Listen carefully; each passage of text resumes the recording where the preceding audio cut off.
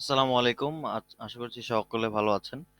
আজকে আমরা শিখতে যাচ্ছি কিভাবে একটা ট্রি ফাইল বা যেটাকে বলে ব্যাচ ফাইল এটা তৈরি করতে হয়, যেটা দিয়ে কম্পিউটারটা রিফ্রেশ করা যায়।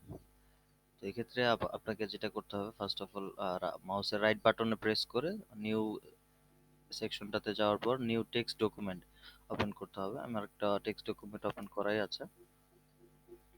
তো সেক্ষেত্রে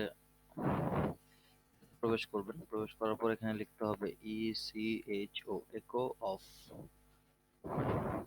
তারপর এখানে লিখতে হবে সিডি স্ল্যাশ দিতে হবে আপনাকে, ব্যাক স্ল্যাশ, তারপর লিখতে হবে ট্রি।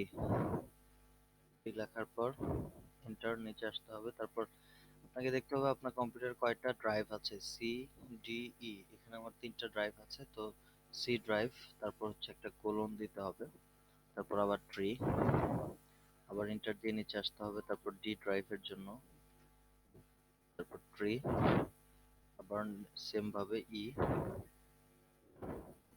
এই তো।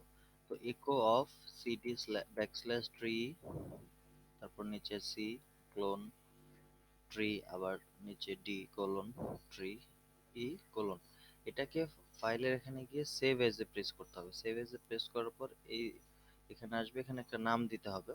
সাপোজ আমরা একটা নাম দিচ্ছি ট্রি ওয়ান। ট্রি ওয়ান দিয়ে ডট দিতে হবে, ডট বি এ টি, অর্থাৎ এই ফাইলের ফরম্যাটটা আপনাকে সিলেক্ট করে নিতে হবে। ট্রি ওয়ান ডট বিএটি দেওয়ার পর এটা সেভ দিতে হবে। সেভ দিলে আপনার ডেস্কটপে চলে আসবে, এই যে ট্রি ওয়ান চলে এসেছে। তো এখানে যখন আমরা প্রেস করব তখন এটা কাজ করতে শুরু করবে। খুবই ইজি একটা বিষয়, আশা করছি সকলকে বোঝাতে পেরেছি। ধন্যবাদ। আর আপনাদের সকলের সাপোর্ট পাচ্ছি, অবশ্যই অসংখ্য ধন্যবাদ সবাইকে। লাইক কমেন্ট শেয়ার করবেন অবশ্যই যদি ভালো লাগে। সাবস্ক্রাইব করতে ভুলবেন না। Thank you.